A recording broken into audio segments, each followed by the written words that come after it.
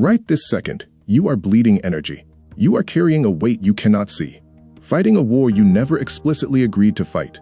You wake up tired. You scroll through your phone, trying to numb a quiet, persistent hum of anxiety that tells you you are behind, you are failing, or someone is secretly upset with you. What if I told you that the trap you are caught in has no doors, no locks, and no walls? 2,000 years ago, the most powerful man on earth sat in a military tent on the edge of the Roman Empire, surrounded by disease, betrayal, and war, and wrote down a secret. He realized that nearly everything humans do to find peace actually guarantees their misery. But he also discovered the exact mechanism inside the human mind that can make you untouchable.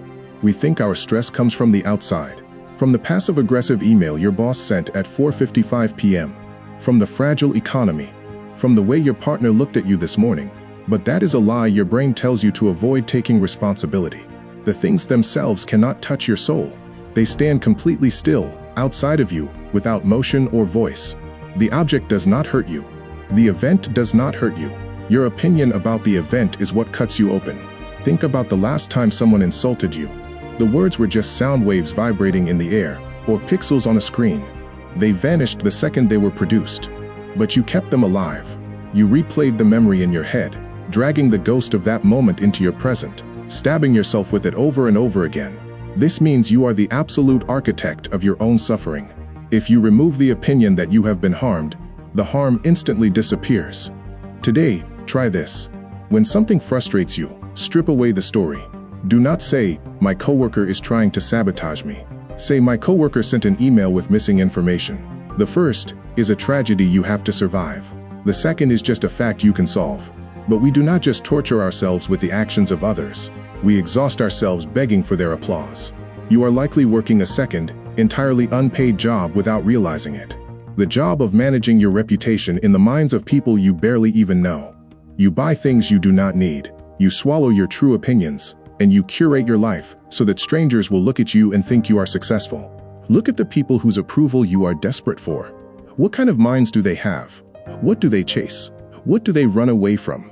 They are just as confused and afraid as you are. And even if you get their praise, what is it actually worth? Fame is nothing but the empty noise of clicking tongues. The people praising you will soon be dead, and the people who remember them will die shortly after, until your name is swallowed entirely by a vast, silent eternity. You are tying your happiness to a passing breeze. This means your desperation to be liked is a prison of your own making. You are handing the remote control to your emotional state to a crowd of sleepwalkers. Here is your action for today. Do one thing completely unobserved. Create something, help someone, or achieve a small goal, and deliberately refuse to tell anyone about it. Feel the strange, quiet power of knowing your worth does not require a witness. Now, here is the reversal, the part that terrifies most people.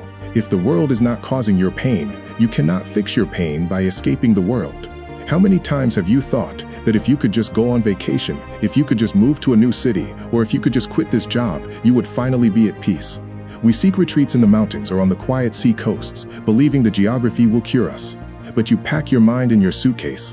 The same mind that tortures you in the office will torture you on the beach. You have a sanctuary available to you at this exact second, and it requires no travel. You can, at any moment you choose, retire into yourself. The healthy human soul is like a perfectly polished sphere. When it does not stretch itself out to beg for external things, and does not collapse inward under pressure, it shines with its own light. This means true independence has nothing to do with your bank account or your location. It is a psychological fortress. Today, when the chaos peaks, do not reach for your phone to escape. Do not walk away. Close your eyes for 60 seconds. Visualize pulling your energy back from the edges of the room, back from the people around you, until it rests entirely within your own chest. You are the eye of the storm. But what happens when the storm actively tries to destroy you?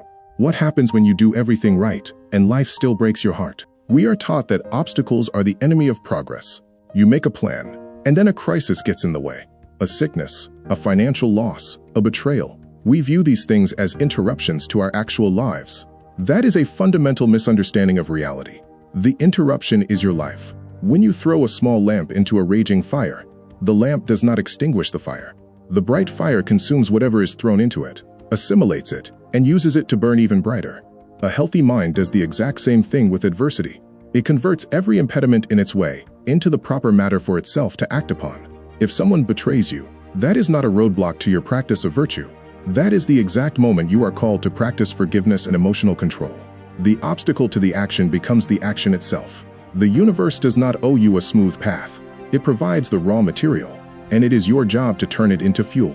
This means you never have to be a victim again.